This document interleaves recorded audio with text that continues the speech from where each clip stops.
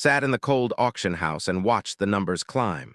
The building was old and empty except for maybe 50 people who came to buy things that nobody wanted anymore. She had spent 30 years in her job as a salvage expert. She knew ships. She knew what was worth money and what was just rusted metal in the water. The Crown of Waves was listed as item 43. It was a luxury cruise ship that had not moved in 30 years. The ship was built in the 1970s and had carried thousands of happy people across oceans. Then one day, people stopped using it. The governments took it. The courts fought about who owned it. The environmental people said it was dangerous. The ship sat empty in a dock near Portland, slowly falling apart. The opening bid was $1 million. Nobody raised their hand. The price dropped to $800,000, still nothing. By the time it hit $200,000, felt her heart move fast. She knew this ship. She had studied its history. Most people saw a dead ship, saw opportunity. When the price dropped to $150,000, raised her hand. The auctioneer looked surprised. A few other people looked interested, but the price was so low that they thought something was wrong. Maybe the ship would cost more to break apart and destroy than it was worth. Maybe there were problems with the law or the environment. Maybe ghosts lived inside it. Only one other person bid against. A man in a gray suit who looked like he represented a company that broke ships apart for scrap metal, kept bidding. She had saved $300,000 over her whole life. She was 52 years old. This was her one chance to do something important. When bid $190,000, the man in the gray suit stopped. He did not need the Crown of Waves badly enough to pay more. Hands shook as the auctioneer called out, "Going once, going twice. Sold to the lady in the back. Congratulations, you own yourself a cruise ship." Her business partner called her that night. Had worked with for 15 years. He was smart and careful. He did not like big risks. "You spent all your money on that dead ship," said. His voice was loud and angry. "That ship is a money pit. Do you know how much it costs to move it? Do you know how much the environmental people will charge you? Do you know how many lawyers you will need?" "I know," said, "but I have read everything about this ship. Something is wrong. Something does not add up." "What do you mean?" "The ship was a normal cruise ship. Then one day somebody bought it in 1995 for a private purpose. The records are strange. The government was involved, but they will not say why. The ship has extra metal walls, extra equipment, things that a cruise ship should not have. The price is too low. They want it gone."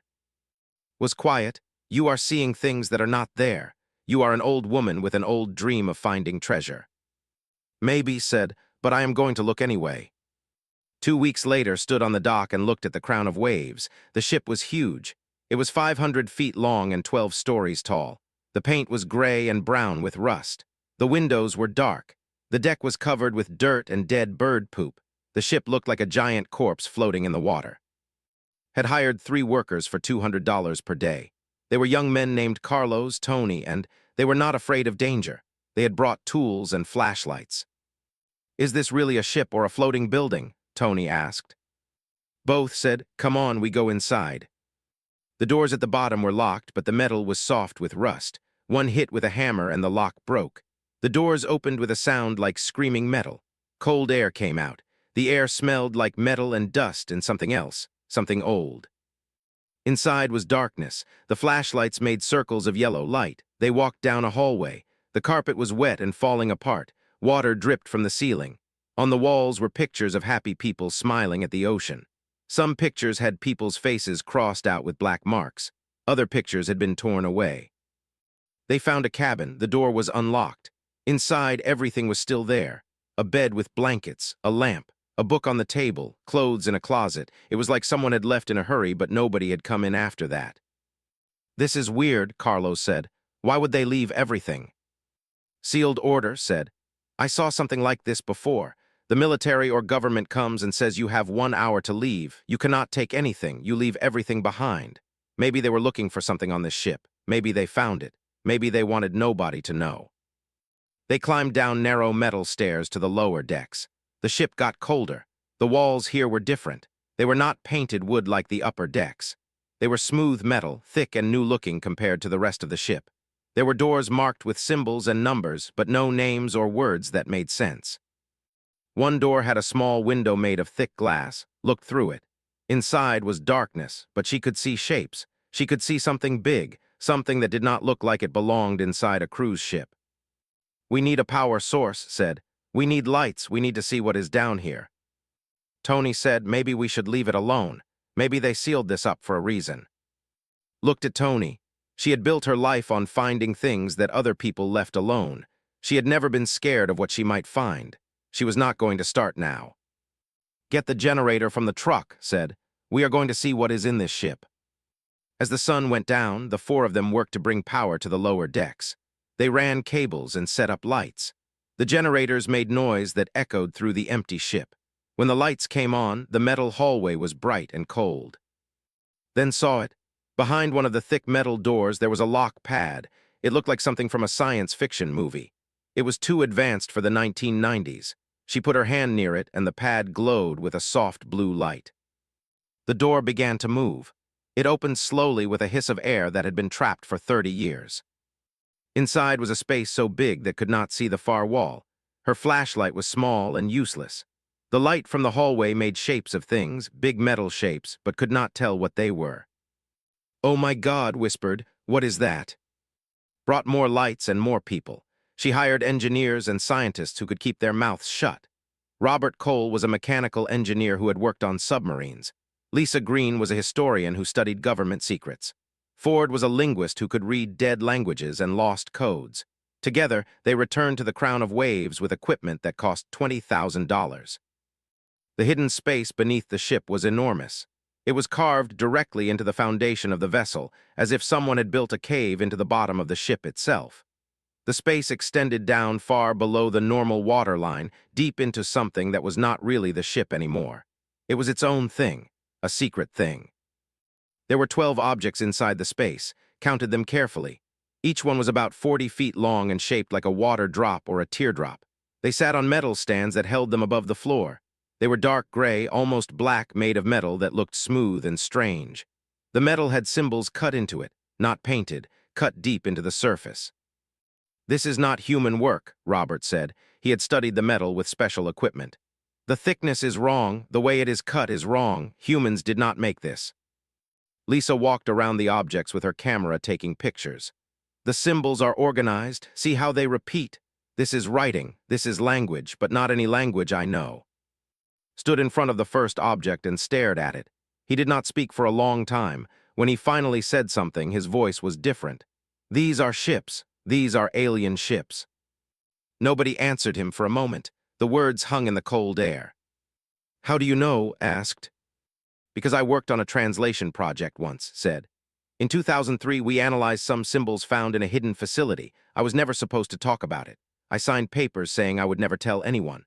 The government found me and made me work on the project. I only spent 3 months on it. They found other people to finish the work. But I remember the symbols. I remember them because they were so strange and so organized. They are the same symbols I see here." Felt cold. This was bigger than she thought. This was not just a hidden ship. This was something that touched governments and secrets and things that official people did not want known. Over the next month, they explored everything. They found computers that were powered down but intact. They found control panels with buttons and screens. They found rooms full of equipment that had no name, no purpose they could identify. They found notebooks with writing in both human language and the alien symbols.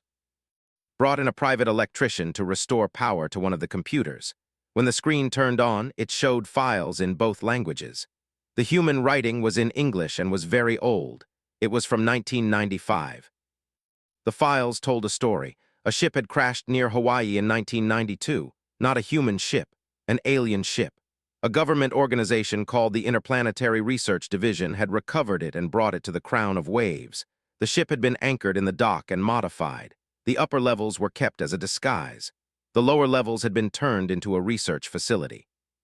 From 1992 to 1995, scientists and military people had studied the alien ship. There were 12 ships total, recovered from different crash sites over 50 years. They had been brought to the Crown of Waves to be studied together. Then something happened in 1995. The files stopped. The logs just ended. The facility was sealed. Everyone was moved out. The ship was left there, forgotten by the government, covered up by laws and regulations that made it impossible for anyone to look too closely at it. "Why would they leave it?" Lisa asked. "Why not destroy it?" Had discovered something in the files. He had Robert print the information. "Read this," said. He pointed to a sentence written by someone named Dr. William Hayes, who seemed to be in charge. The sentence said, "They have made their position clear. They will not leave the chamber. They will not communicate further. They have made their choice. We must respect it. We will seal the vessel and leave. We will tell no one. We will wait." Repeated, the name of the aliens. "Yes," said. "It appears 12 times in the files. Each appearance is more important than the one before. They were here, in this ship, in those objects. They made a decision about something, and the government decided to walk away." Robert had been studying one of the alien ships more carefully. He had found a way to open a door without breaking anything. Inside was a chamber. The chamber had walls of screens, hundreds of them, all dark and turned off. There was a central chair where someone could sit. On the arms of the chair were symbols. "This is a control room," Robert said. "Someone sat in this chair and operated this ship. Someone piloted it. They brought in power to this room. When the screens came to life, they showed star charts, not Earth star charts. These stars were arranged in patterns that made no sense to human eyes. The ship's computer was still running, waiting, sleeping, but alive." Found a locked box in the captain's chair. The box was made of the same strange metal as the ship's. She did not try to force it. Instead, she called, studied the symbols on the box. He had been working on translating them. "These symbols are different," said. "Older maybe, or more important." He looked at the pattern carefully.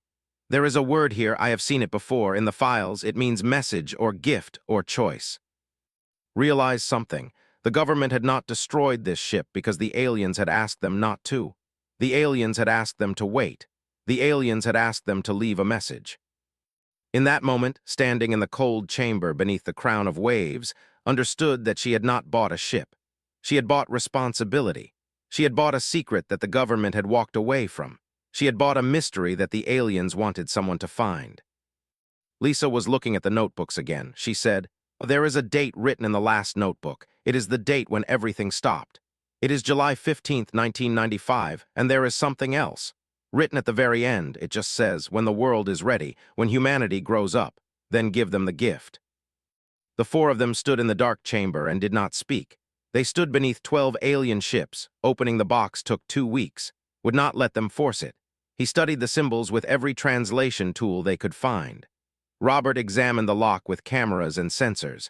Lisa documented everything in notebooks and photographs. The lock was not mechanical, it was electronic. It was designed to open only when someone input a specific pattern. But the pattern was not a number or a code word. It was a symbol sequence.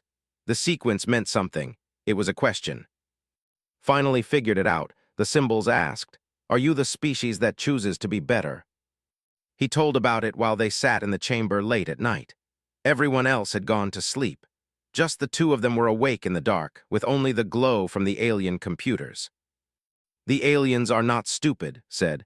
"They left a message for whoever would find this, but they did not want just anybody to open it. They wanted the right kind of person, the kind of person who would understand the question." "How do we answer?" asked. "We do not have to," said. "The computer will know. It has been recording everything since we came down here. It has been watching us work. It has been listening to us talk. It knows what kind of people we are. It will decide if we are the right kind." "Looked at, and what if we are not?" "Then nothing happens. The message stays locked. The technology stays hidden. We seal the ship again and we walk away." Stood up and walked to the control chair. She sat down carefully. The chair was made for something with a different body shape. It was not comfortable, but it was correct. She placed her hands on the arms and she said the answer in English. "Yes, we are a species that tries to choose to be better." Nothing happened for a moment. Then the box began to glow. Soft blue light came from the symbols. The lock opened with a sound like a breath. Inside the box was a device. It was about the size of a human head. It was smooth and had no visible buttons or screens, but it had symbols on it. The symbols changed color as watched. They changed from blue to purple to gold. Brought it back up to the research area they had set up on the top deck. They connected it carefully to their computers. It took 4 days to figure out how to talk to the device. But when he did, it became clear that the device was a translator. It was a bridge between human computers and technology. With the translator working, they could finally read the files that had been left sealed on the main computers. What they found changed everything. They were explorers. They had been traveling through space for thousands of years. Their ship had crashed near Earth in 1989. The crash was an accident. A solar storm had damaged their navigation systems. They came down in the Pacific Ocean. An American military ship found them. They could have been dangerous. They had weapons, but they were not aggressive. They communicated peacefully. They agreed to stay on the crown of waves while the government decided what to do with them. For 3 years, they lived in the hidden chamber. They studied humans. They watched news broadcasts and documentaries. They read books and files. They learned about human history and human behavior. The government scientists watched them back. There was fear at first, but slowly they and the humans began to understand each other. They had conversations. They shared meals. The humans taught the about Earth culture. They taught the humans about their technology. But something changed in 1995. They decided it was time to leave. They told the government that they could not stay on Earth any longer. There was a reason, but the files did not clearly explain what it was. They simply said that Earth was not ready for their presence, that the time for their visit had ended. Before they left a message. The message was stored in a file that took 2 hours to translate fully. It was addressed to whoever would find the chamber decades later. The message said this: "We came to your world by accident. We expected to find a primitive species. We found something different.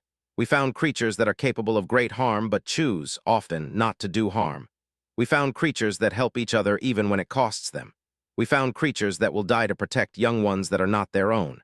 We found creatures that create beauty when survival would be easier than beauty. Your technology is weak. Your bodies are fragile. Your minds are small compared to ours, but something in your species is strong. We do not have a good word for it in your language. It is the ability to be more than you must be. The ability to choose right even when wrong is easier. The ability to hope even when hope is foolish. We have explored space for a very long time. We have met many species. Most species value only power and survival. They take what they want. They destroy what they fear. They are strong but not good. You are not the strongest species. You are not the most intelligent. But you are the species most capable of growth. You grow when others only decay. You become better even when becoming bitter would be justified. We cannot stay on your world. There are other species that hunt. If they know you exist, they will come. You are not ready for that. You would be destroyed or enslaved. But one day, you will be ready. One day, your species will have learned that cooperation makes you stronger than competition. One day, you will see that the real power is in choosing to be kind. One day, you will understand that survival is not the same as living.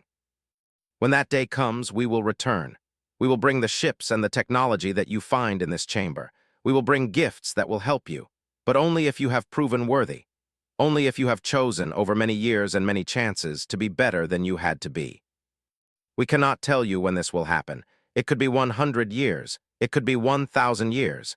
But we believe in your species. We believe that humans have something precious. We believe you will grow.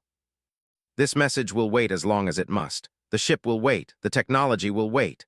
Someday your kind will be ready. When that day comes, you will know, and we will be watching. The message was signed with symbols that said roughly translated to hope for the future. Robert was looking at the technical files. He was pale. He looked like someone had hit him.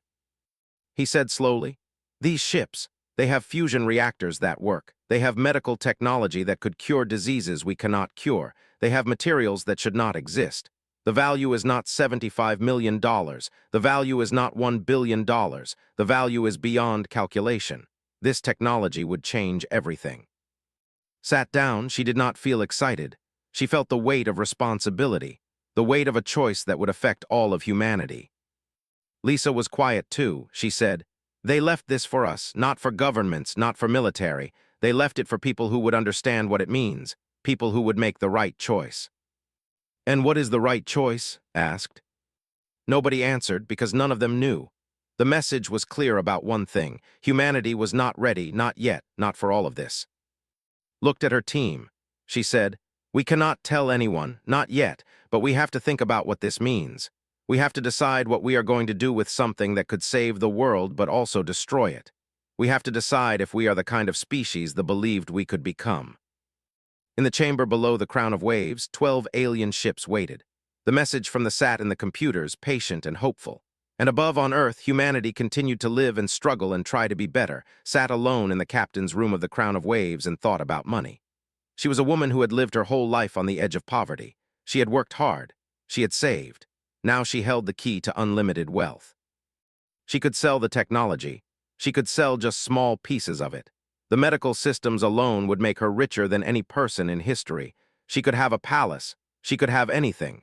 She could change her name and disappear to somewhere safe and warm and beautiful. But she thought about the message. She thought about the believing that humans could become worthy. She thought about them waiting and hopping. The team met every day for a week to talk about what to do. They met in the hidden chamber because it was the only place safe from listening devices and cameras. Robert said, "We sell the technology. We become the richest people on Earth. We use the money to help people. We start charities. We fund research. We do good with the money." "But who do we sell it to?" Lisa asked. "If we sell to one government, the other governments will want it too. They will go to war. Thousands of people will die for technology. Is that better than hiding it?" Said something that made them all quiet. They did not leave this technology for us to be rich. They left it for us to be worthy. Those are different things. We could be worth billions of dollars and still not be worthy. Asked Robert, "If you had this technology in 1945, after World War II, what would you have done?" Robert understood the question. "I would not have given it to anyone. People were not ready. They would have used it to make weapons that would destroy the world." "Are we ready now?" asked. Nobody said yes. Nobody said no. They just sat in the cold chamber and admitted that they did not know. Lisa began to research. She spent weeks looking at government records that were supposed to be secret. She used connections she had made in her work as a historian. She found something that made her bring the whole team together for an emergency meeting. The Crown of Waves was not the only facility, Lisa said. She had papers spread on the table. "I found hints of other programs, other recovered technology. The United States recovered a ship in 1951. The Soviet Union recovered something in 1969. There is a facility in Australia that studies something classified. There is a base under the ice in Antarctica. There are at least 7 locations around the world where governments are hiding alien technology." "So we are not the first to find this," said. "No, we are not the first. And that means that someone else has already made the choice to hide it or use it, and we do not know what they chose." Added, "If other governments have this technology, why have they not changed the world?" Lisa had an answer. "Because they do the same thing we are thinking about doing. They hide it. They use small pieces of it for military advantage. They do not trust each other enough to share it, so they keep it secret and use it in secret. The world stays the same." Understood then. The real choice was not about money. It was about trust. It was about whether they could trust humanity to use advanced technology responsibly. Over the next month made a difficult decision. She would not sell the technology. She would not give it to governments. She would not make it public. Instead, she would use it carefully. She would hide the technology in plain sight. She would let discoveries from the alien ships appear to come from human scientists all over the world. She would introduce advanced technology slowly, making it seem like human scientists had discovered it. The world would advance, but it would advance in a controlled way. It would advance guided by people who understood the responsibility. To do this, she needed help. She needed scientists and engineers she could trust absolutely. She needed people who would understand the mission. She needed to create an organization that could work in secret for years and maybe decades. She called a meeting with only Robert, Lisa, and she told them her plan. "We will fake the destruction of the Crown of Waves," she said. "We will hire people to remove the ship and break it apart. They will think they are breaking it for scrap metal, but they will actually be carefully removing the alien ships. We will take them to underground locations. We will study them. We will learn their secrets, and we will introduce the technology slowly into the human world." "That is massive," Robert said. "That will take hundreds of millions of dollars. That will take decades. That will take a whole network of people." "I have $30 million now," said. "I will sell everything I own. I will use every penny, and I will need all 3 of you. I need you to decide right now if you are willing to do this. Because once we start, we cannot stop. Once we do this, our lives change forever." Lisa asked, "Why are you doing this? Why not just tell the world? Why hide it?" Thought about the message. She thought about a species that believed in humanity even when humanity was not sure it believed in itself. Because they said we are not ready, said, but they also said we can become ready. They said we can become worthy. I think that is true. I think humans can be better than we are, but we have to choose it. We have to choose it over and over again. And we will only make that choice if we are not suddenly given power that we did not earn. Stood up, I will do it. I will spend my life on this. Robert stood up next. Me too, I will help you. Lisa was the last to stand. She was crying, but she was smiling. Yes, she said. Yes, I will do it, because the only way we become worthy is by choosing to be worthy, even when nobody is watching, even when we could choose something else. That night made calls to people she knew, people who owed her favors, people who had integrity. She began to build the network that would change the world without the world knowing it was changing. She hired a contractor to break apart the crown of waves. She arranged for the alien ships to be moved in secret to underground facilities in 5 different countries. She began to plan how to introduce each technology slowly. Medical advances would come first, then clean energy, then agriculture, then materials science. She set up a company that would fund breakthrough research all over the world. The company would not appear to be connected to anything. It would just fund scientists who were on the edge of discovery. The scientists would think their breakthrough was their own discovery. Nobody would know that was guiding the entire process. It would take years. It would take dedication. It would require lying to governments and to the world. But understood something that they had understood. Sometimes the greatest gift you can give people is not power. It is hope. It is the slow certainty that they can become better. It is the knowledge that someone believes in them. She looked out at the ocean from the old captain's window. Somewhere in the water below, the crown of waves was settling into its new role. It was no longer a ship. It was no longer a hiding place. It was a seed. It was the beginning of a process that would take decades. But it was a process that just might, 3 years after sealed the crown of waves, the first breakthrough appeared in a Japanese research facility. A team led by Doctor announced the development of a new cancer treatment. The treatment was based on proteins that human scientists could not explain. The scientific community was amazed. Doctor became famous. He won awards. Nobody knew that had funded his research. Nobody knew that the protein treatment came from medical archives that had been translated and for human understanding. Nobody knew that had sent to work in Doctor's lab for 6 months, teaching him how to extract the information from the alien files without revealing where it came from. The cancer treatment was successful. Within 2 years, survival rates improved dramatically. Thousands of people were saved. They went home to their families. They lived longer lives. They had more time. The next breakthrough was clean energy. A research team in Ukraine developed a new type of reactor that used a process nobody had seen before. The reactor was safe. It produced clean power. It did not create nuclear waste. The Ukrainian government announced it with pride. The whole world wanted to build these reactors. Again, nobody knew that had guided the development. Nobody knew that the entire design came from studying fusion systems. Nobody knew that it hired Russian engineers to steal some of the technical details from one of the hidden alien ships and give them to the Ukrainian team, creating an international collaboration that made the technology spread faster. Energy became cheaper. Countries that had burned coal and oil began to switch to the new clean reactors. Pollution dropped. Climate changed more slowly. Air became cleaner. People breathed easier. Robert Cole worked in 5 different countries, always moving, always teaching, always translating alien technology into something human scientists could develop independently. He lived in hotels and laboratories. He saw his family maybe once a year, but he knew what he was doing mattered. Lisa Green spent her time studying the archives, looking for the most helpful technology to introduce next. She found designs for agricultural enhancement, for better crop yields, for food production that could feed more people. She worked with agricultural scientists in India and Brazil and Africa, quietly introducing the knowledge. Food production tripled in regions where the new methods were used. Hunger decreased. Children grew stronger. The world had more resources. Resources meant people had less reason to fight. Was constantly traveling too, meeting with scientists, helping them understand fragments of knowledge without revealing the source. He was translating not just words, but entire ways of thinking. They understood mathematics and physics in ways humans did not. Slowly, very slowly, human science was being guided toward insights that would normally have taken centuries to discover. But not everything went smoothly. In year 5, a government intelligence agency discovered traces of the Crown of Waves program from the 1990s. They traced funding to some of companies. They realized something was happening, something big. Received a visit from a man named Director Price. He came to her office with 2 other agents. He was polite but clear. "We know you have something," Price said.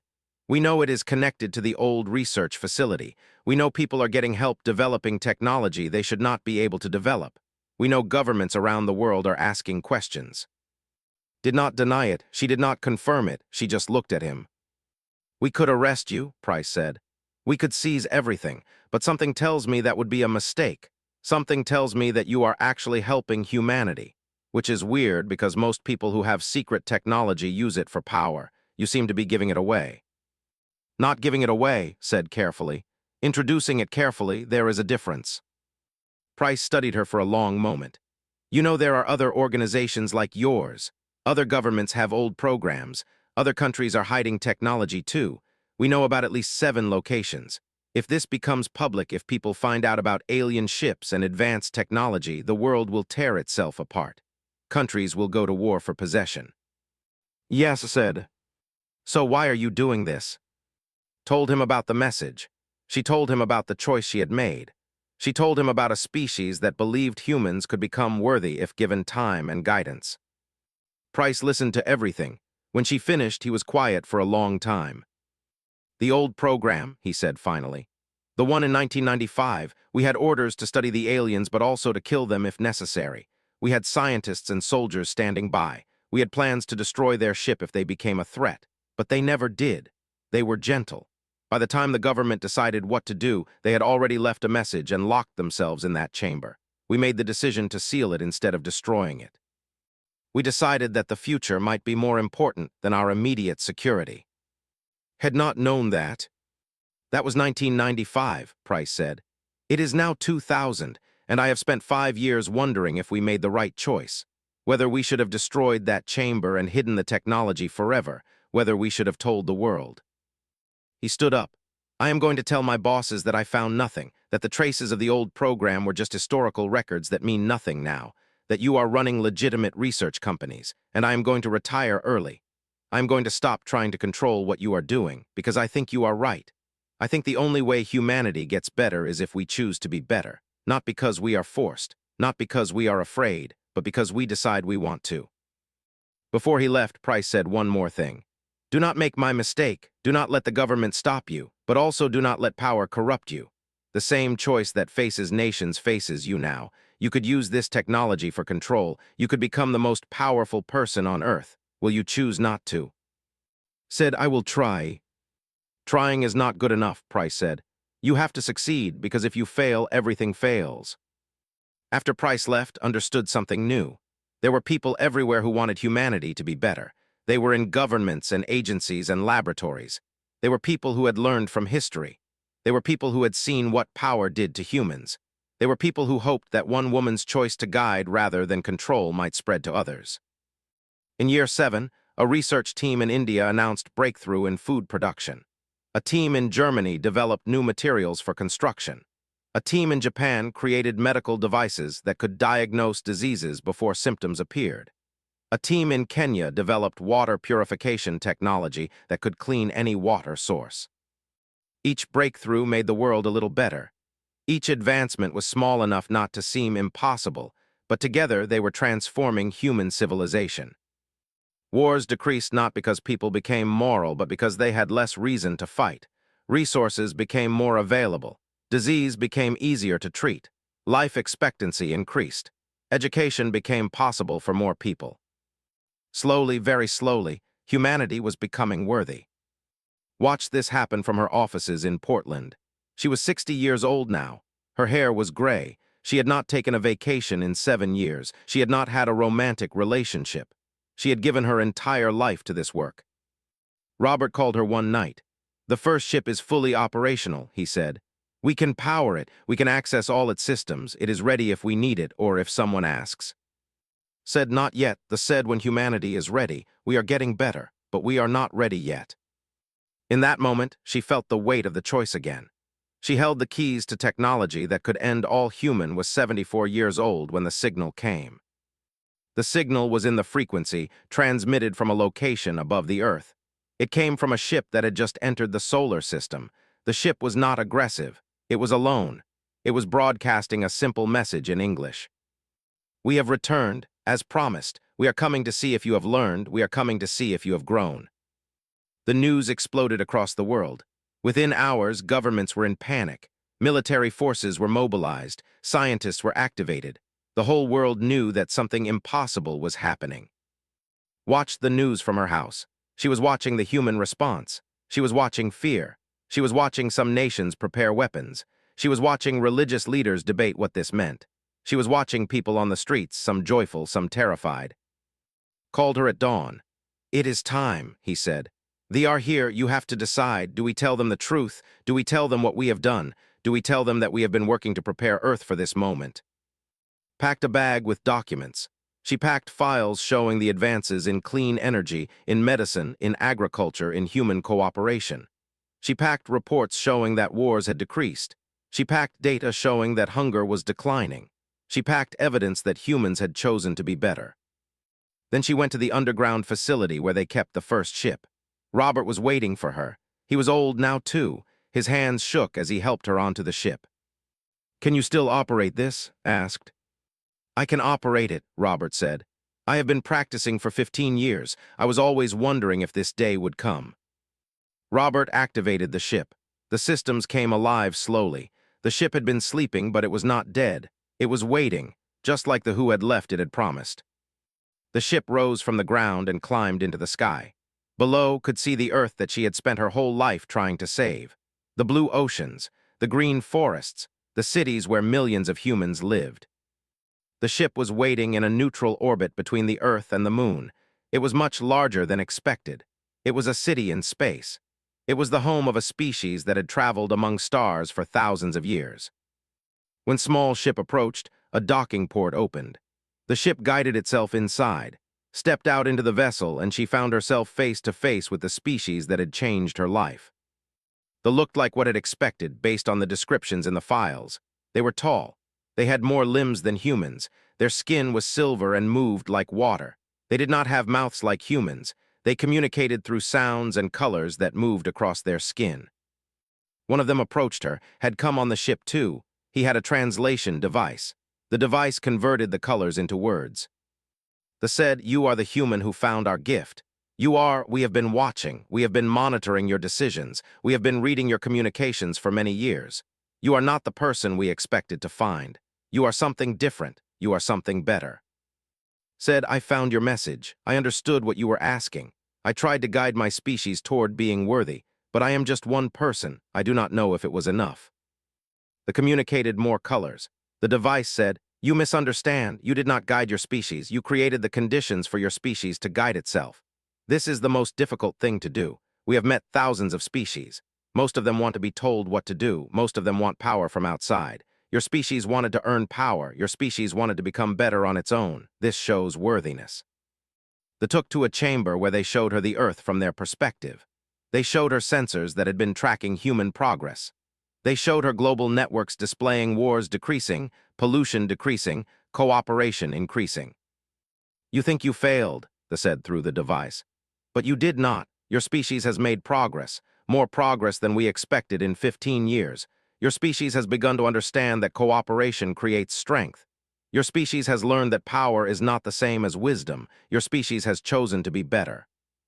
Another entered the chamber. It was different from the others. It was much older. Its colors moved slowly and deliberately. "This is Keeper," the first said. "Keeper has been here since 1989. Keeper was in the ship that crashed near your world. Keeper was in the chamber in your crown of waves. Keeper has been waiting to know if you are worthy." The old communicated, and its voice through the device was ancient and wise. "I did not believe humans could change. I watched you for 3 years and I saw cruelty and fear. I saw tribalism and greed. I thought you would destroy yourselves or destroy everything you touched. When I left, I was sad. I did not think I would see this species grow, but Keeper was patient. Keeper left a message of hope because I asked him to, because I wanted to be wrong." Realized she was standing in front of the who had written the message. the alien who had believed in humanity even when he did not think humanity was worthy. "Thank you," said simply. The old changed color, said, "I think that is laughter, I think Keeper is happy." They took through the ship. They showed her the technology. They showed her devices that could create clean energy beyond measure. They showed her medicine that could cure almost any disease. They showed her understanding of physics and biology that made human science look like children drawing pictures. "When the first left your world, we thought you would wait 10,000 years before becoming worthy," they said.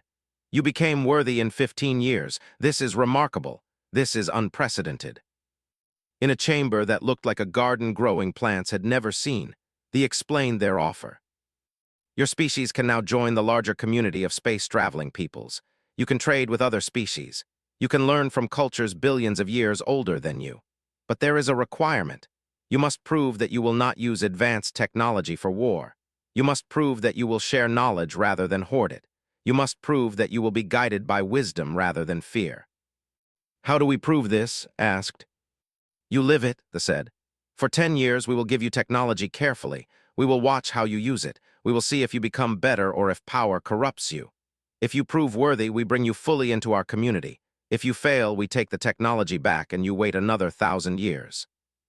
Felt the weight of the choice. It was the same weight she had carried for 15 years, the weight of responsibility, the weight of believing in something that was not yet proven. "We will do it," said. "We will prove worthy." They communicated, and their colors moved through the chamber like light dancing on water. "We believe you will, because you were already proving it before we even asked. Because one human, one woman, decided that being worthy was more important than being powerful." Returned to Earth on Robert's ship, she stepped out into a world that was about to change in ways nobody could have predicted. Governments were waiting. Scientists were waiting. The whole world was waiting to see what the future held. Held a press conference. She told a version of the truth. She said that she had discovered advanced technology on the old crown of waves. She said she had been quietly introducing this technology to the world through various research programs. She said they had returned to check on humanity's progress. She said the world had a chance to join a galactic community, but only if humans proved they were worthy. The news caused chaos, but it also caused hope. Around the world, people understood that they had one chance to show what they really were, not as nations, not as tribes, but as a species. Wars became less popular. Weapons manufacturers struggled because nobody wanted to buy their products anymore. Countries began to share technology and knowledge. The United Nations became stronger. International courts became more important. Humans began to think of themselves as one people, not as many separate peoples. Did not live to see the full transformation. She died at 81 years old, sitting in a garden, reading reports of human progress. When they heard that she had died, they sent a message to Earth. Was a human who understood something most humans do not understand. She understood that power means nothing if it is not used wisely. She understood that the greatest gift you can give someone is not control, but hope. She understood that humans are worthy not because they are strong, but because they are capable of choosing to be good. Your species has lost one of its finest examples, but her legacy will guide you for thousands of years. In the decades that followed, Earth joined the galactic community. Humans traveled to other worlds. Humans learned from other species. Humans became part of something larger than themselves. But they did not forget. They did not forget the woman who bought an abandoned cruise ship and found inside it not treasure but a question that changed everything. They did not forget that the crown of waves had been more than a ship. It had been a message. It had been a test. It had been a gift waiting to be opened. And it had been proof that humanity, despite everything, despite all their flaws and failures, had the capacity to become worthy of the stars. The gift was never about the technology. It was always about what the technology represented. It was about a species that could choose to be better. It was about humans who could look at power and turn it down, who could look at easy answers and choose difficult truths, who could believe in themselves even when belief seemed foolish. That was the real treasure inside the crown of waves.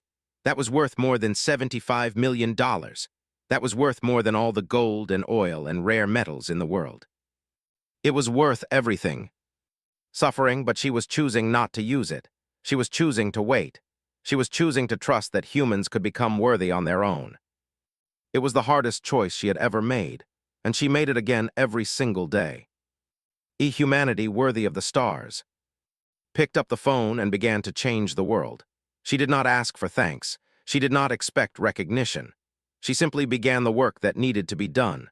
Because sometimes the most important things in life are the things that nobody will ever know you did. Understood now that buying an abandoned cruise ship was never really about salvage. It was about finding the question that the entire future of the human species would have to answer. By advanced technology that no human government wanted anyone to know about. They stood above the secret that had been left waiting for 30 years. Said quietly, "We need to open that box." Did not answer. She did not know, but she knew this. The Crown of Waves had just told her that buying it for $190,000 was the best decision she had ever made. She took her first step into the dark space, and everything changed.